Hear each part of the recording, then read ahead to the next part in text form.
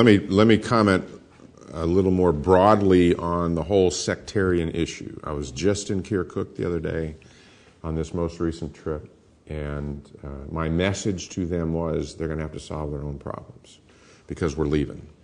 And I don't have, and most of the problems they have are political problems, and I was at the heart of probably the most significant one in Kirkuk. And political leaders are going to have to figure out, Kurds and the Arabs have to figure out how to resolve that and move ahead.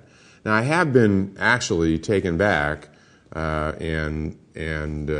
I sit back and watch the political growth of the Prime Minister and what he's done over the last year. I sort of, signature for me was Basra in March of last year, but so over the last almost 18 months. And I think he recognized that. He was just here, as do the rest of the political leaders that at least I've engaged. That doesn't mean the problems aren't tough. And so I think probably the biggest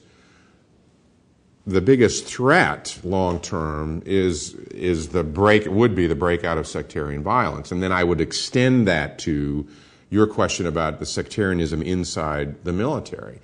Everybody knows that. And in fact, over the last 3 or 4 months, there have been several opportunities, very bad incidents for sectarianism to raise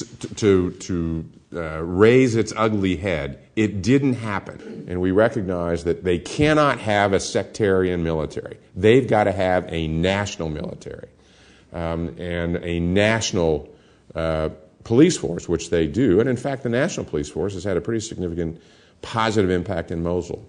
But the sectarian issue is one that we're all very focused on. And it was a brutal teacher to so many of us, obviously, in Iraq. And I don't think Iraq has much of a future if that breaks out again. I mean, that's the problem.